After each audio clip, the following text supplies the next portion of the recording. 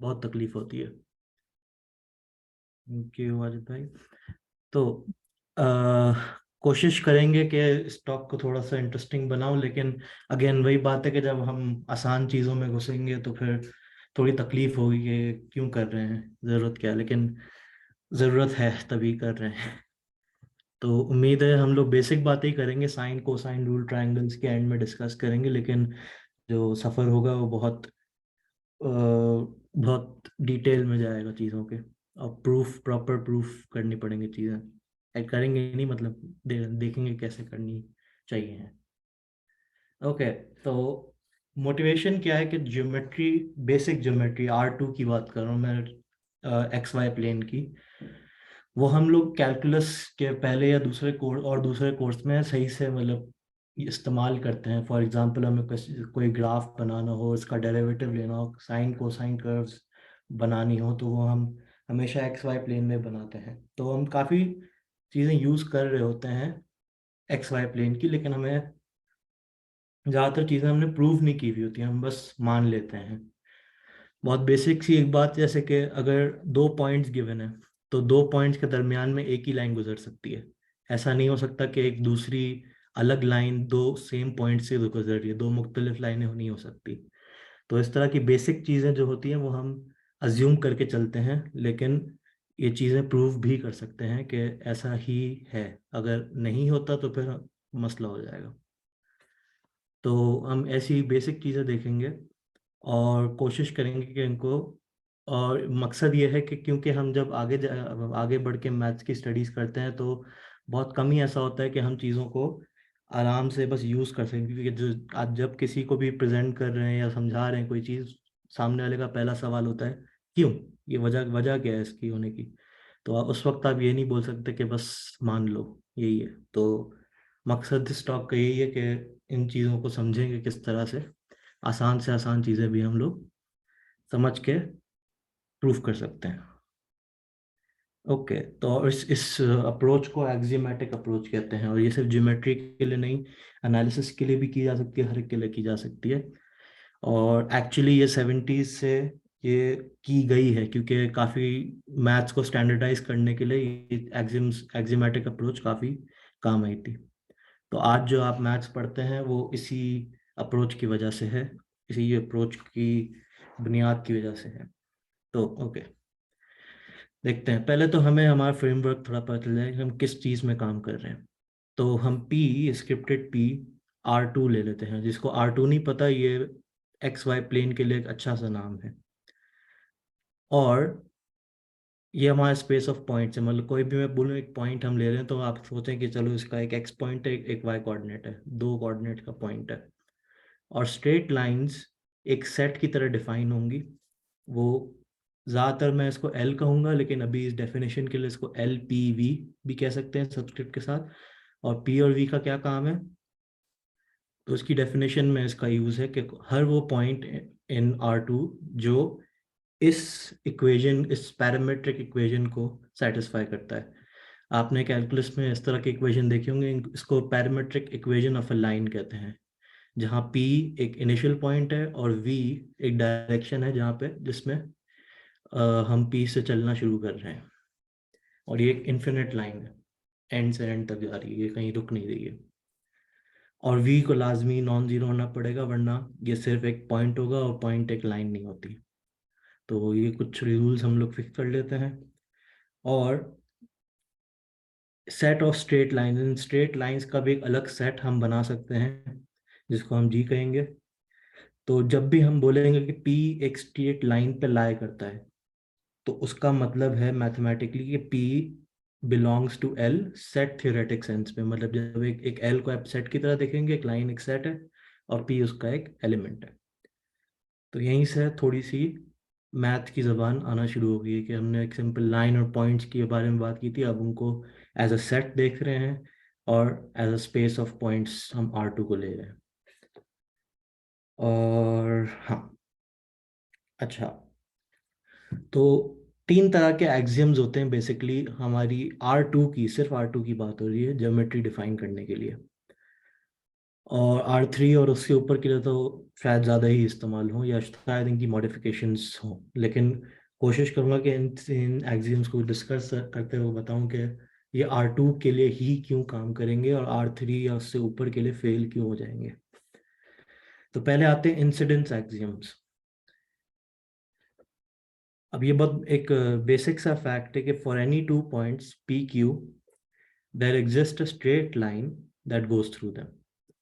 ठीक है, यहाँ पे कहीं भी यूनिकनेस अभी नहीं लिखी हुई। ठीक है, ये बात को प्रूव करना पड़ेगा कि इन 2 पॉइंट के दरमियान एक यूनिक लाइन ही होती है।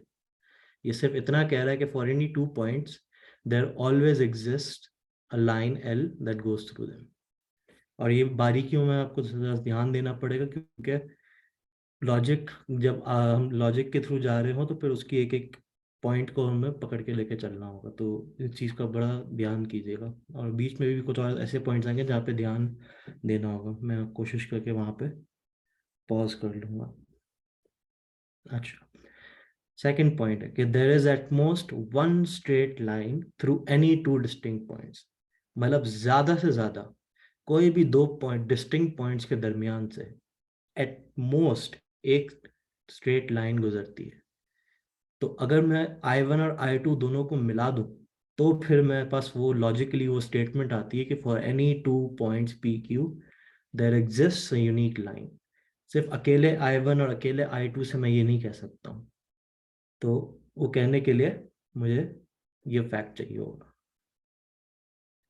अच्छा, हाँ, तो इस तरह से हम एक्सियम, अच्छा, और ये सब बातें हम ऑलरेडी एक वो होता है कि एक्सियम जो होता है ना, एक सिंपल सी चीज़ होती है, प्रूफ करना बहुत उसको आसान होता है। तो इन सब बातों को आप मान सकते हैं या आप इसको प्रूव भी कर सकते हैं यूजिंग जो आपके पास नॉलेज है R2 की और सेट थ्योरी की। अभी तक जो भी हमने कुछ नया सीखा नहीं है, सिर्फ R2 की नॉलेज है और सेट थ्योरी की, उससे हम ये चीज़ें प्रूव भी कर सकते हैं। ज़्यादातर इनमें कॉन्ट्रडिक्शन के तरीके से, नहीं तो कॉन्ट्रा पॉजिटिव के तरीके से प्रूफ आसानी से किया जा सकता है। I3, अच्छा, every straight line contains at least 2 distinct points. अब आप सोच रहे होंगे स्ट्रेट लाइन तो बहुत लंबी होती है, लेकिन ये एक्सियम सिर्फ कहता है कि चलो एटलीस्ट 2 तो होंगे ही होंगे। ज़्यादा भी हो सकते हैं और ज़्यादा ही होते हैं, एक्चुअली इन्फिनिटली मैनी पॉइंट्स होते हैं, लेकिन ये एक्सियम सिर्फ इतना कह रहा है कि एटलीस्ट 2 डिस्टिंक्ट पॉइंट्स हैं। I4, अच्छा, there exist 3 points that do not lie on a straight line. 3 ऐसे पॉइंट्स मुझे मिल जाएंगे जो स्ट्रेट लाइन पे लाई नहीं करते हैं, और अगर आप नीचे पिक्चर देखें तो इसका मतलब है कि मैं एक ट्रायंगल बना सकता हूँ। और ये बात क्यों इंटरेस्टिंग है, क्योंकि ये मैं आर पे नहीं कर सकता हूँ। अगर मेरे पास सिर्फ एक डिमेंशन होती, सिर्फ एक्स एक्सेस होता, तो मैं कभी भी 3 ऐसे पॉइंट्स नहीं ढूंढ सकता हूँ जो एक स्ट्रेट लाइन पे लाई नहीं करते हैं। ये इसकी बेसिकली वजह है। तो इसी तरह से ये पॉइंट क्या बताता है आपको कि हम आर में नहीं है, हमारे पास एक डिमेंशन नहीं है, उससे ज़्यादा ही है। तो ये चीज़ बताती है कि हमारे पास एटलीस्ट 2 डिमेंशंस है हमारी ज्योमेट्री में काम करने के लिए। ठीक है, तो ये छोटी छोटी मतलब बातें हैं, इससे पता चल रही हैं। वो थे इंसिडेंस एक्सियम्स। फिर आएंगे एक्सियम्स ऑफ ऑर्डर, कि ऑर्डरिंग भी मैटर करती है कि पहले कौन सा पॉइंट है बाद में कौन सा पॉइंट है, ये सब भी मैटर करता है।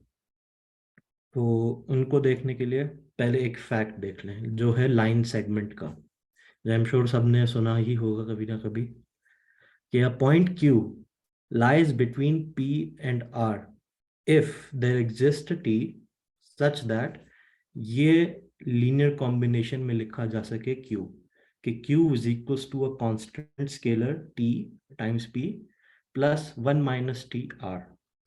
अगर आप इसको इमेजिन करें एक्स वाई प्लेन पे, तो ये इस तरह से है कि हमारे पास कोई भी पॉइंट जो पी एन आर के दरमियान है, आप इमेजिन करें पी एक पॉइंट है आर एक पॉइंट है, जो भी इसके दरमियान लाई करता है, वो मैं किस थोड़ा पी का पार्ट लेके और थोड़ा आर का पार्ट लेके उसको बना सकता हूँ। इसका सिर्फ ये मतलब है, और ये कहीं ना कहीं लाइन सेगमेंट की तरफ बात जा रही है क्योंकि टी 0 1 के दरमियान है। ओके, तो if Q lies between P and R, मतलब ये जो पिक्चर में जैसे बना हुआ है कि पी और आर के दरमियान क्यू है, then P Q and R three pairwise distinct points on a line. मतलब कि इफ ये चीज जो ऊपर लिखी हुई है ये ट्रू है, तो पी क्यू और आर मुख्तलिफ पॉइंट्स हैं, और ये दिख भी रहा है क्योंकि टी हमारे पास 0 1 इंटरवल से ओपन इंटरवल से है। तो अगर टी 0 या 1 होता तो या तो वो पी या तो आर के दरमियान पे होता, या आर होता। ठीक है, तो इससे पता चल गया कि अगर ये चीज ट्रू है तो ये तीन अलग अलग पॉइंट्स हैं। अच्छा, if Q lies between P and R, then Q lies between R and P. मतलब कि उल्टा भी हो सकता है कि क्योंकि ये पी और आर के दरमियान है तो इनका ऑर्डर चेंज करके हम कह सकते हैं ये आर और पी के दरमियान है, इस तरह से भी कह सकते हैं। और इसको अगर आपको थोड़ा और घुस के इसको पर्टिकुलर करना है तो जहाँ अगर जो ऊपर डेफिनेशन है Q is equal to T P 1 - T R, ये पी और आर के लिए है। आप सिंपली टी को 1 - टी से रिप्लेस कर दे जहाँ पे भी है, तो वो ऑटोमेटिकली आर से पी के दरमियान वाली बात लॉजिकली जो है डेफिनेशन फुलफिल कर देगा। तो A2 ये कहता है कि अगर, हाँ, ये थोड़ी नोटेशन है कि अगर दो पॉइंट्स पी क्यू हैं तो set of point that lie between them is called the line segment from P to Q, और इसको डिनोट करते हैं पी क्यू ऊपर एक लाइन के साथ। तो A2 एक्चुअली बोल रहा है कि पी आर की लाइन सेगमेंट और आर पी की लाइन सेगमेंट एक ही बात है, फर्क नहीं पड़ता मैं कौन से पॉइंट से शुरू करके कौन से पॉइंट तक जाऊं, फर्क नहीं पड़ता। A3, for any two distinct points P and Q, there exists a point R such that Q lies between P and R। मतलब कोई दो अगर पॉइंट्स हो, जैसे कि पिछली पिक्चर में था, अगर P और Q दो पॉइंट्स हैं तो एक ऐसा R एग्जिस्ट करता है such that Q lies between P and R। अच्छा, इसका ध्यान रहे बात का कि ये चीज ये इम्प्लाई नहीं करती कि कोई भी दो पॉइंट्स के दरमियान एक पॉइंट लाजमी एग्जिस्ट करना चाहिए, ये चीज इम्प्लाई नहीं होती है इससे। ये एक्चुअली हमारा पहला थ्योरम होगा जो हम प्रूफ अभी नहीं करेंगे, लेकिन करना चाहिए है हमें प्रूफ इसको, क्योंकि ये चीज हमें मिल नहीं रही है। A4, given 3 points, at most one of them lies between two others। अगर मेरे पास कोई भी तीन पॉइंट्स हैं R2 के, कोई भी तीन, तो एट मोस्ट एक बाकी दो के दरमियान होगा। सिंपल से, मतलब ये बहुत सिंपल सिंपल से फैक्ट है कि मैं बहुत स्लोली इसमें से जा रहा हूँ क्योंकि ये चीज़ें ऑल्दो सिंपल है लेकिन इनको जब प्रूफ करने पे आते हैं तो काफ़ी मुश्किल होता है इन चीज़ों को प्रूफ करना। अच्छा, A5 थोड़ा सा टेक्निकल है लेकिन इसका लिंक ट्राइंगल से है। So let P, Q and R be 3 points that do not lie on a straight line। तो हमें पिछले एक्सियम से पता चलता है कि अगर तीन पॉइंट्स ऐसे हैं तो वो हमेशा एक ट्राइंगल बनाते हैं ऐसे P, Q, R। और L एक स्ट्रेट लाइन है जो कोई भी इन तीनों से कोई भी पॉइंट को कंटेन नहीं करती, जैसे कि ये लाइन L गुजर रही है बराबर से। तो if L intersects the line segment P Q, जो ये नीचे वाली लाइन सेगमेंट है, then L intersects precisely one of the other two line segments, या तो PR या QR। इस केस में PR से इंटरसेक्ट कर रही है। अब ये फैक्ट है तो टेक्निकल लेकिन एक बहुत इंपॉर्टेंट बात बता रहा है कि हम हमारे पास दो डिमेंशन हैं। क्यों? क्योंकि तीन डिमेंशन में अगर एक लाइन पी क्यू को इंटरसेक्ट करती है तो जरूरी नहीं है कि वो बाकी दो को भी करे। अगर आप 3 डिमेंशन में तो आप इसको आगे या पीछे करके जो ये सिंगल सी लाइन है इसको स्किप कर सकते हैं। तो ये बेसिकली बता रही है कि अगर आप एक ट्राइंगल में एंटर करेंगे लाइन के थ्रू तो एग्जिट भी करेंगे किसी one of the other two side, किसी इन दोनों में से एक साइड में से। और ये बात अभी जैसे मैंने बताया कि ये भी बताती है कि हमारे पास सिर्फ दो डिमेंशन है। ओके, आई होप अभी तक कोई इशू नहीं हुआ, कोई मसला नहीं हुआ कि एक्सियम्स, ये ऑल्दो मैं बार बार ही बोल रहा हूँ कि बहुत सिंपल है लेकिन ये एक एक को ध्यान से देखना पड़ता है कि क्या क्या कह रहे हैं। अच्छा, तो इन सब को यूज करके अब हम थोड़ी चीजें प्रूव कर सकते हैं। जैसे कि मैंने पहले बोला था कि पहली चीज हम लोग प्रूफ करेंगे, कोई भी दो distinct points, for any two distinct points P and Q, that exist a point R which lies between P and Q. मतलब कि the line segment P Q, अगर पी और क्यू डिस्टिंक्ट है, then it is always non empty. हमेशा कोई ना कोई point बीच में होगा।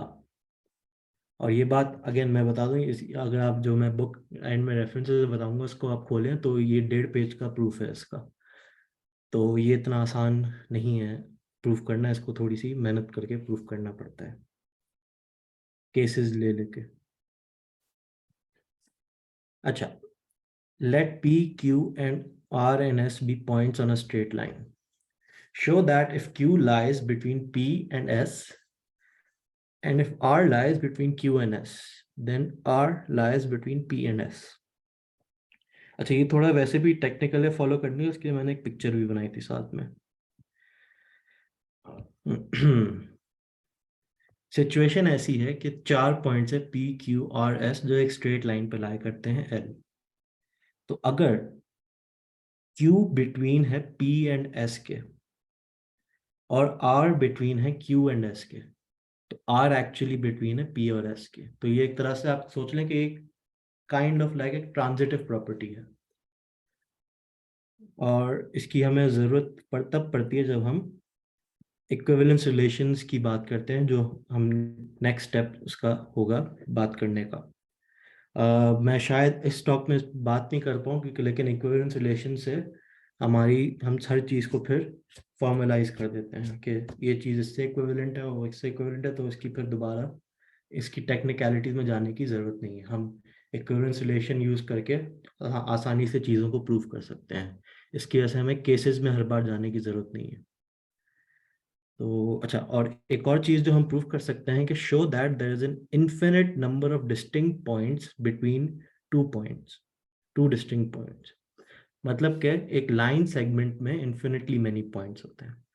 और जैसे कि मैंने पहले बोला था कि हमारे पास ये फैक्ट फ्री में नहीं था, लेकिन अब हम इसको प्रूव कर सकते हैं।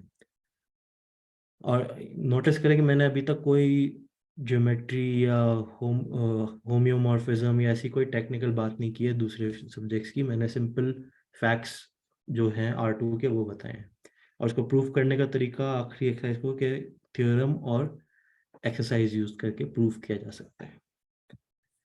अच्छा, आगे बढ़ने से पहले मैं, ऑल्दो मैंने इसमें डाला नहीं है क्योंकि मुझे लगा बहुत ज़्यादा मुश्किल हो जाएगा इस पे बात करना, लेकिन मैं फिर भी इसको बताना चाहूँगा इस पे कि काफ़ी चीज़ें अभी मैंने एक सेट ऑफ एक्सियम्स मैंने डाले नहीं है इसमें, क्योंकि उनको लिखने के लिए और समझने के लिए फिर R2 में इतनी हमें डिटेल में आगे की बात करने के लिए जाने की ज़रूरत नहीं थी, तो मैंने इसलिए इसको डाला नहीं। लेकिन आगे मैं जो कह रहा था कि हम इक्विवेलेंस रिलेशंस की बात कर सकते हैं, वो यहाँ पे एज एन एक्सरसाइज हम प्रूव करेंगे। और बहुत बेसिक सी बातें हैं कि एक पॉइंट के आगे और पीछे दो ही साइड्स होती हैं एक लाइन में। अगर पॉइंट एक लाइन के ऊपर है तो या तो उसके आगे एक साइड है और या पीछे एक साइड है।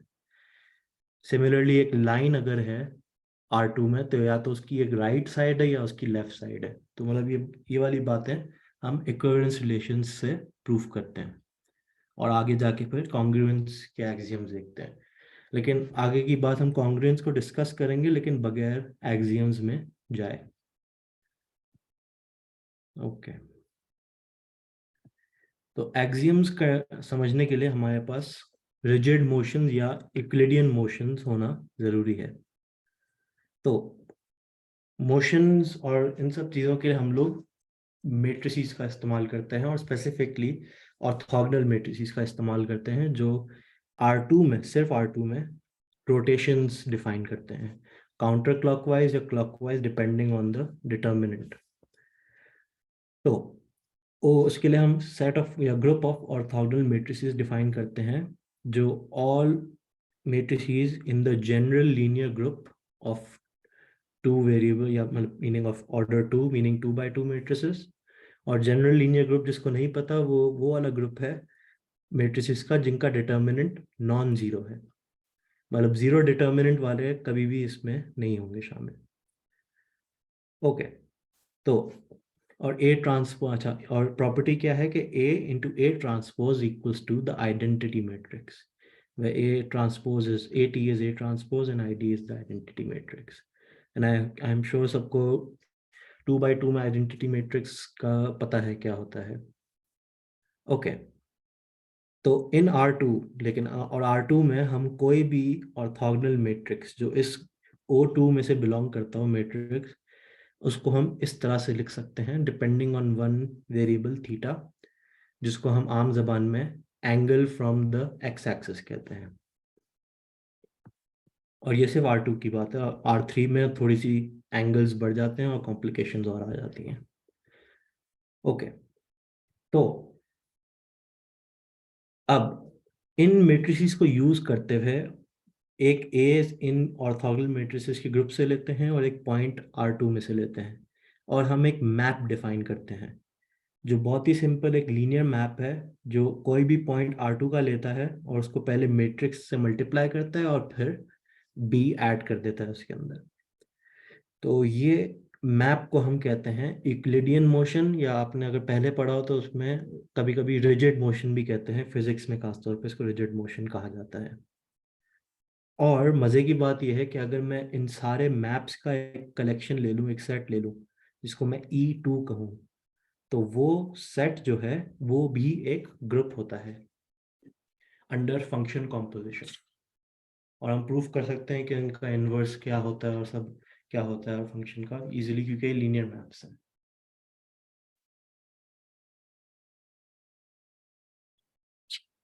आई होप अब तक कोई मसला नहीं हो. यहाँ पे अब थोड़ा सा टेक्निकल बातें शुरू हो गई हैं, ग्रुप थ्योरी की और मैट्रिसेस की बातें शुरू हो गई हैं, लेकिन ये सब थोड़ी बहुत ज़रूरी हैं कॉन्ग्रुएंस को समझने के लिए.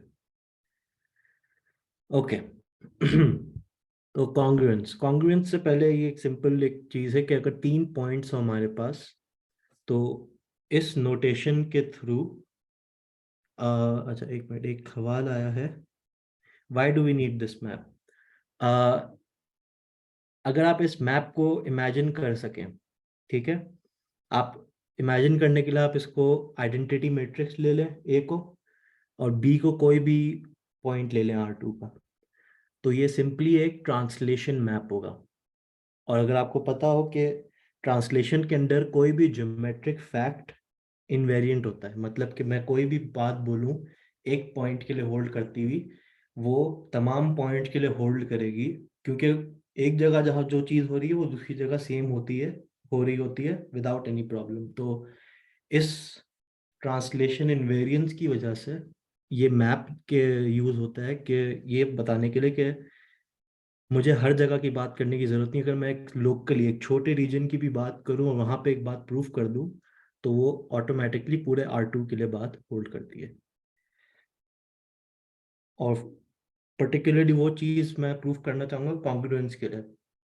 और अगर आपको कॉन्ग्रुएंस का मतलब पहले से ही पता है, तो बेसिकली दो चीज़ें कॉन्ग्रुएंट तब होती हैं, लेंथ की अगर बात करूं, दो लाइंस कॉन्ग्रुएंट तब होती है जब उनकी लेंथ सेम हो. दो एंगल्स कॉन्ग्रुएंट कब होते हैं, जब उनकी एकदम उनके डिग्री सेम हो, इररिस्पेक्टिव ऑफ वो कहाँ पे रह रहे हो R2 पे. तो इसलिए हमें ये मैप की डेफिनेशन ज़रूरी है. हाँ, तो उस बात पे आने से पहले, और मेरे ख्याल से ये अगली डेफिनेशन यही है, लेकिन उस पे आने से पहले नोटेशन मैं ज़रा क्लियर कर लूँ कि जब भी ये चीज़ लिखी हो, एंगल PQR, ये 3 ट्रिपल लिखा हो, तो इसका मतलब है कि एंगल Q पे है और P और R सिर्फ उसकी लाइंस इंडिकेट कर रहे हैं कि Q से P की लाइन और Q से R की लाइन, बस. तो ये नोटेशन का मतलब ये है. और टेक्निकल ज़बान में Q को वर्टेक्स भी कहते हैं, वर्टेक्स ऑफ द एंगल.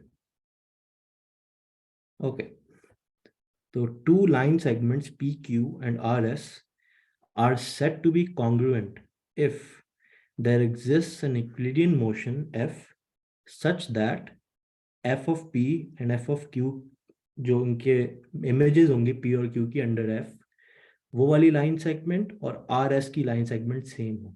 इसका मतलब है कि मैं PQ को ट्रांसलेट, रोटेट और ट्रांसलेट करके RS के ऊपर ला सकूं और वो सेम हो, तो वो कॉन्ग्रुएंट होता है.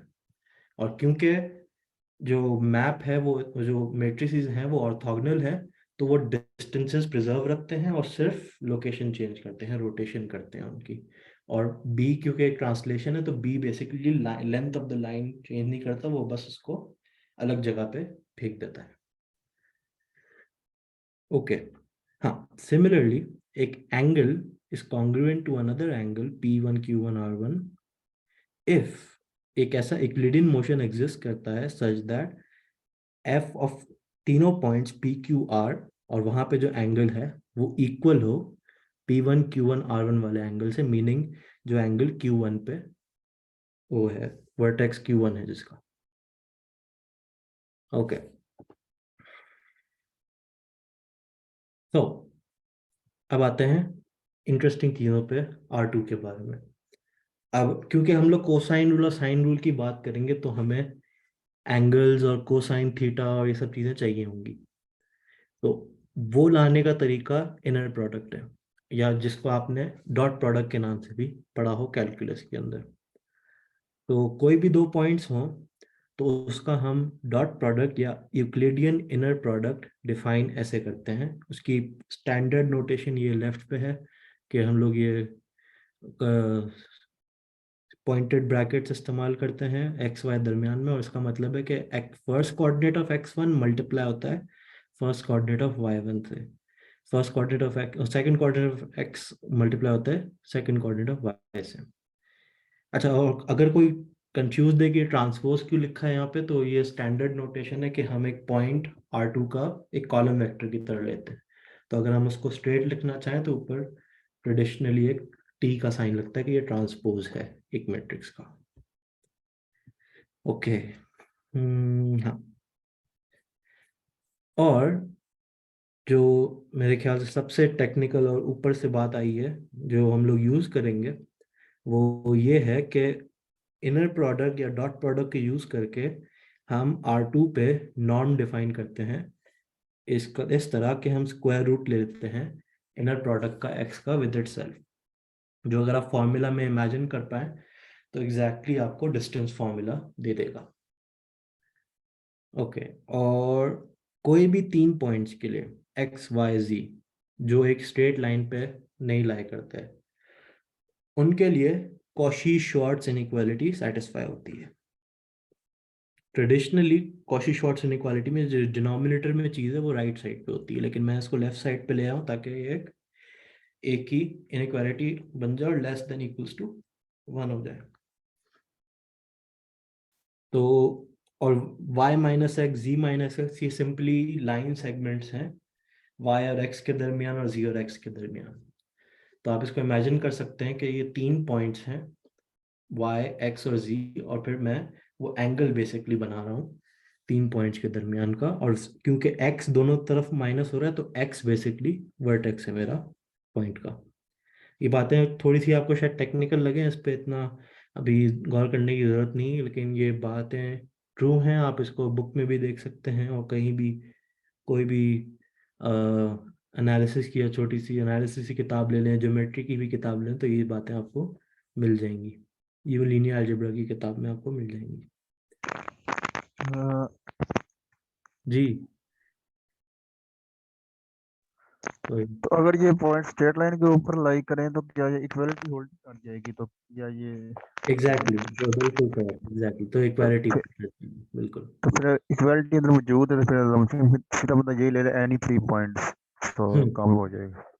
बिल्कुल वैसे ही, बिल्कुल, क्योंकि फिर वो को लीनियर हो जाएंगे और एक्स और ये सब एक दूसरे की लीनियर कॉम्बिनेशन में लिखे जा सकते हैं। लेकिन अगेन वो फैक्ट अभी हमें ज़रूरत नहीं है, क्योंकि हम लाजमी चाहते हैं कि अलग अलग हो ताकि हमारा एक ट्राइंगल बन जाए। तो ये ट्राइंगल्स बनाना ज़रूरी है कि हम कोसाइन और साइन रूल की तरफ जा रहे हैं, लेकिन गुड ऑब्जर्वेशन, ऐसा ही है। Thank you. ओके, अच्छा, तो इसकी मदद से हम एक इंटीरियर एंगल डिफाइन करते हैं कॉशी श्वार्ट्ज इनइक्वालिटी की वजह से, जो आई थिंक मेरे ख्याल से लीनियर अलजेब्रा की किताब में मौजूद नहीं होगा, लेकिन किसी भी कैलकुलस की किताब में मौजूद होगा ये फार्मूला, कि जो इंटीरियर एंगल है जो लाजमी बिटवीन 0 एंड पाई होगा, क्योंकि हम लोग ट्राइंगल्स की बात कर रहे हैं। अगर पाई भी हो गया तो बड़ा एक अजीब सा ट्रायंगल होगा, लेकिन और सॉरी पाई हो गया तो फिर वो एक स्ट्रेट लाइन बन जाएगी, तो मे बी पाई ना हो लेकिन उससे थोड़ा कम हो तो एक ट्रायंगल बन जाता है। और ये फॉर्मूला है जो आप देखेंगे कि राइट हैंड साइड पे वही चीज़ है कॉशी श्वार्ट्ज इनइक्वालिटी की, जो लेस देन इक्वल्स टू 1 है। और इसकी वजह भी ये है कि ये जो कोसाइन के साथ ये राइट हैंड पे जो चीज़ है ये एक बाइजेक्शन बनाती है, इसलिए ये डेफिनेशन वेल डिफाइंड है। अगेन ये टेक्निकल बातें हैं, इसकी इतनी भी जानने की ज़रूरत नहीं है, लेकिन फिर भी पता होना चाहिए कि चीज़ें कहाँ से आ रही हैं और क्यों डिफाइन होती हैं। सेम चीज़ हम साइन के लिए नहीं कह सकते, क्योंकि अगर आपने साइन का ग्राफ देखा हो 0 से पाई के दरमियान तो वो बाइजेक्टिव नहीं होता, लेकिन कोसाइन का ग्राफ 0 से पाई तक बाइजेक्टिव होता है। तो वो ये छोटी छोटी फैक्ट्स हैं कि क्यों हम लोग कोसाइन यूज़ कर रहे हैं, क्यों ये सब चीज़ें हो रही हैं। ओके, अब आते हैं मेन थ्योरम पे जो हम प्रूफ करना चाहते हैं, जो है कोसाइन रूल। ओके, तो let P Q R be any points, ठीक है, और आगे जाके हम ये भी लिखेंगे देखेंगे कि इनका डिफरेंस जो है वो साइड्स ऑफ ट्राइंगल बनाता है, तो इनका डिफरेंस सेम लाइन पे लाई नहीं करता। तो let a be the length of P minus Q, b be the length of P minus R, और c be the length of Q minus R. यहाँ पे पी क्यू और आर को as vectors से आप देखें तो आपको शायद P minus Q, P minus R और क्यू माइनस आर का एक्चुअल विजुअलाइजेशन होने में आसानी हो जाए। तो ये ए बी और सी तीन साइड्स हैं ट्राइंगल की with vertices P Q and R, और गैमा को वो एंगल लिया है जो पी पे सेंटर्ड है, ठीक है। देन हमारे पास ये मशहूर कोसाइन फॉर्मूला जो है वो होल्ड करता है। तो अभी देखते हुए बहुत मुश्किल भी लग रहा है इन चीज़ों से कैसे हम प्रूव कर सकते हैं कि ये चीज़ ट्रू है। तो अगेन क्योंकि हमने यूक्लिडियन मोशंस डिफाइन किए हैं, यूक्लिडियन मोशंस, तो हम लोग काफ़ी चीज़ें सिंप्लीफाई कर सकते हैं हमारे लिए। तो इसका प्रूफ देखते हैं। बहुत बिल्कुल लंबा प्रूफ नहीं है, लेकिन ज्योमेट्रिक और पिक्चर ज़्यादा हैं, तो उम्मीद है आपको मज़ा भी आए। तो since Euclidean motions preserves length and angles, तो हम अज्यूम कर सकते हैं up to an Euclidean motion कि P जो है वो ओरिजिन है, Q जो है एक्स एक्सिस पे लाई करता है, और R जो है वो एक आर्बिट्रेरी पॉइंट है एक्स वाई। तो इससे हमारी थोड़ी विजुअलाइजेशन आसान हो गई कि चलो अच्छा ये चीज़ें तो आसान है। अब मुझे अगर A जानना हो तो मुझे दिख रहा है कि चलो यही A है। लेंथ जाननी है एक्स वाई की 0 से, तो मतलब ये basically distance from 0 to X Y point है, वो b है, जिसका हमें फॉर्मूला पता है कि b is equals to square root of X square plus Y square. Similarly c के लिए भी हम ये चीज़ कर सकते हैं, और इसी फैक्ट को हम अभी यूज़ करेंगे क्योंकि हमारी चीज़ें आसान हो गई हैं एकदम, तो हम इसको यूज़ करेंगे। तो पहले देखें कि सी स्क्वायर्ड, सी की अगर आप डिस्टेंस फॉर्मूला में इनपुट करें चीज़ें तो आपको मिलेगा कि x minus a whole square, y minus 0 meaning y whole square, और उसका स्क्वायर रूट। लेकिन क्योंकि हम सी स्क्वायर्ड कर रहे हैं तो हम स्क्वायर रूट को छोड़ के सिर्फ इसकी चीज़ें देखेंगे जो ज़रूरी हैं। तो हमारे पास ये फैक्ट है कि सी का जो डिस्टेंस है वो पहली इक्वालिटी जो है उसके बराबर है कि x minus a whole square plus Y square.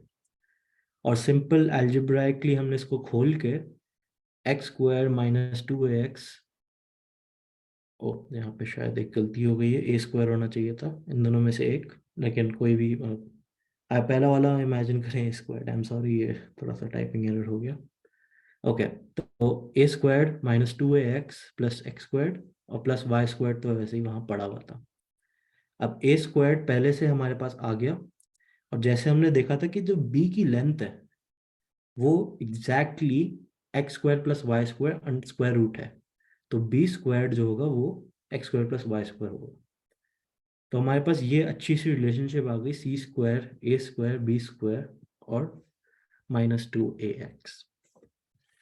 तो यहाँ पे अभी कहानी खत्म नहीं हुई, अभी हमें यहाँ पे कोसाइन भी कहीं ना कहीं से इंट्रोड्यूस करना है।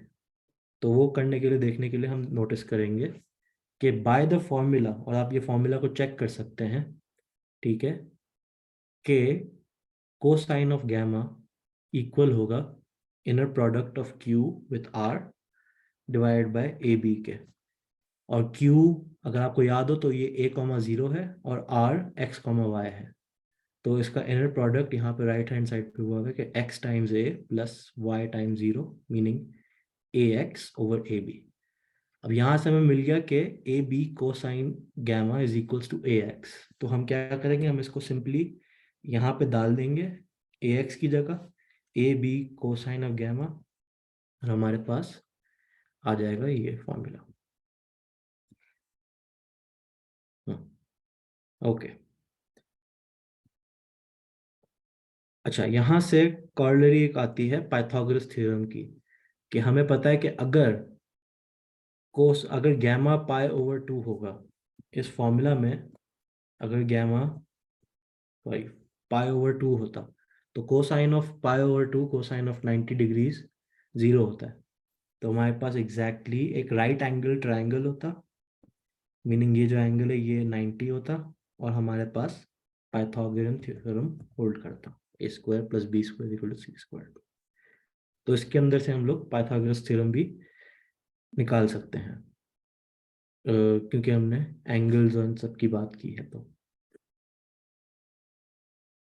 ये था कोसाइन रूल, और साइन रूल में यही चीज कोसाइन रूल ही यूज होगा। तो same situation P Q R 3 points हैं, और इनके ये a is equals to P minus Q, P minus R की लेंथ, और c equals to Q minus R की लेंथ, ये एक ट्रायंगल बनाती हैं। अच्छा, और ये ट्रायंगल नीचे बना हुआ भी है यहाँ पे।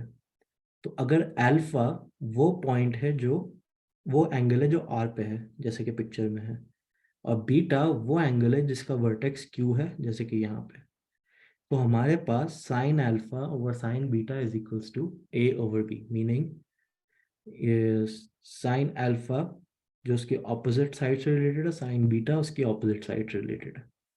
इस तरह से हमारे पास साइन रूल था। तो इसको कैसे प्रूफ करेंगे?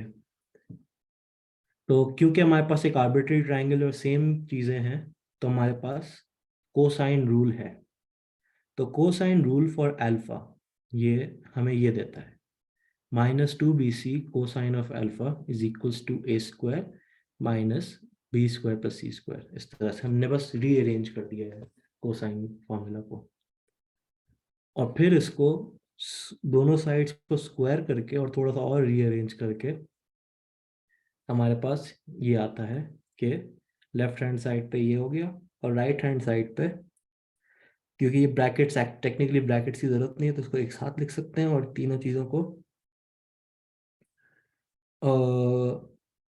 ओ राइट राइट, एक और चीज़ यहाँ पे नेगेटिव दोनों साइड से मल्टीप्लाई किया हुआ है, फिर जाके इसको स्क्वायर किया हुआ है। अगर आपको वो राइट हैंड साइड को समझने में थोड़ी कंफ्यूजन हो रही कि ये दोनों चीज़ें प्लस कैसे हो गई और ये माइनस कैसे हो गया, तो ये नेगेटिव दोनों साइड पे मल्टीप्लाई किया और फिर दोनों साइड को स्क्वायर कर दिया, तो ये चीज़ आ गई हमारे पास। और सिमिलरली बीटा के लिए जो कोसाइन रूल होगा, और यही स्टेप्स रिपीट करते हुए हमारे पास ये आ जाएगा। इन दोनों में सिर्फ डिफरेंस ये है कि बी की जगह ए आ गया है, और सिमिलरली ए पे जो नेगेटिव साइन है वो बी पे चली गई है। तो थोड़ी सी हमें सिमेट्री एल्जेब्राइकली कुछ चीज़ें दिख भी रही हैं कि कहीं ना कहीं मैं कैंसिलेशंस की तरफ जा सकता हूँ। तो ये आखिरी थोड़ी सी इन्वॉल्व सी स्लाइड है, उसमें ज़रा हम घुस के अगर देखें तो देखते हैं। तो साइन स्क्वायर अल्फा और B square sine square beta, अगर आप राइट हैंड साइड देखें तो 4a² b² c² दोनों ऊपर और नीचे आ गया, तो ये एग्जैक्टली 1 की तरह है, तो हम एक तरह से 1 मल्टीप्लाई कर रहे हैं। और साइन स्क्वायर और कोसाइन स्क्वायर की आइडेंटिटी के थ्रू हमने साइन स्क्वायर को रिप्लेस कर दिया है 1 माइनस कोसाइन स्क्वायर से। क्यों? क्योंकि मेरे पास कोसाइन स्क्वायर के लिए एक अच्छा सा फॉर्मूला है। तो अब मैं इनको मल्टीप्लाई कर दूं दोनों को, ठीक है, तो मेरे पास न्यूमरेटर और डिनोमिनेटर में, और फिर कोसाइन स्क्वायर वाली चीज़ को रिप्लेस कर दूं जो मैंने पिछली स्लाइड में ये दो इक्वालिटी ढूंढी थी ए स्क्वायर बी स्क्वायर सी स्क्वायर वाली, उनसे, तो मेरे पास ये स्टेप आ जाएगा। और फिर दोनों, क्योंकि न्यूमरेटर में ए स्क्वायर दोनों चीज़ों में है और डिनोमिनेटर में बी स्क्वायर दोनों चीज़ों में, तो उन दोनों को कॉमन लेके, और फिर इस पूरे राइट हैंड साइड पे जो ये होल स्क्वायर है इनको खोल के अगर मैं सिंप्लीफाई करूँ, तो मेरे पास ये चीज़ें आ जाएंगी ऊपर और नीचे। और देखें इन ऊपर और नीचे चीज़ें, दोनों चीज़ें एग्जैक्टली सेम है, उनमें कोई डिफरेंस नहीं है। जब आप सिंप्लीफिकेशन करेंगे तो आपको दिखेगा कि सारी साइंस मैच कर जाएंगी। फिर हम इसको कैंसिल करके 1 बना सकते हैं, जो एंड में हमने करके कर दिया। और फिर सिंपली दोनों साइड्स पे स्क्वायर रूट ले लिया। तो यहाँ से हमारे पास साइन रूल आ गया। अच्छा, एक और टेक्निकल बात कि यहाँ पे स्क्वायर रूट लेने से आप बोलेंगे साइन स्क्वायर नेगेटिव भी हो सकता है, पॉजिटिव भी हो सकता है। तो अगर आपको याद हो कि क्योंकि हमने एंगल 0 से पाई के दरमियान सेट किया था, तो उस जगह पे साइन हमेशा पॉजिटिव होता है। ठीक है, तो इसलिए ये फॉर्मूला वैलिड है और स्क्वायर रूट करने से मसला नहीं होगा। और ए एंड बी भी नॉन नेगेटिव है, तो वहाँ पे भी नेगेटिव होने का चांस नहीं है। तो यहाँ पे हमारे पास साइन रूल बेसिकली प्रूफ हो गया। अच्छा, अब ये चीज़ें बिगिनिंग थी डिफरेंशियल ज्योमेट्री की। जो असल वजह है ज्योमेट्री जानने की, वो हम फिर उस पर कैलकुलस और डिफरेंशियल्स और कर्व स्टडी करते हैं, तो वो देखने के लिए है। तो मैं ये तजवीज़ नहीं करूँगा कि आप ये डिफरेंशियल ज्योमेट्री सब्जेक्ट ले लें अगर आपको पसंद नहीं है तो। लेकिन इसके शुरू के चैप्टर्स जो हैं, जो बहुत ही इंपॉर्टेंट है इस बुक के, जो बताते हैं कि हम ज्योमेट्री को कैसे प्रूव कर सकते हैं, एक एक फैक्ट देख सकते हैं कि कैसे ट्रू है, और फिर विदाउट एनी डाउट हम लोग फिर उसको यूज़ कर सकते हैं। तो ये बुक मैंने शुरू के चैप्टर, फर्स्ट चैप्टर में से ये, और सेकंड चैप्टर में, एक्चुअली फर्स्ट चैप्टर में से ये चीज़ें ली थी। अ, अच्छा, यही मेरी एहसन भाई, ये जो, एंड। सॉरी, आवाज़ आ रही है? जी जी। ये जो बुक आपने रेफर की है, ये आपके पास अगर पीडीएफ फॉर्म में मौजूद है तो आप काइंडली शेयर कर सकते हैं ग्रुप में या किसी भी तरीके जीमेल में सबको। ओके। बाज़ दफ़ा बुक फाइंड करना बहुत मुश्किल होता है, इंटरनेट के ऊपर नहीं मिलती और वो डाउनलोड नहीं होती, इसलिए कह रहा हूँ। हाँ, मैं ये चीज़, हाँ मैं ये शेयर कर सकता हूँ बिल्कुल। मैं जिन जिन को ये बुक की पीडीएफ चाहिए, वो फिर मुझे यहाँ चैट पे ईमेल लिख दें, क्योंकि फिर मैं इस चीज़ को वेबसाइट पे तो अपलोड नहीं करूँगा, लेकिन आप लोगों को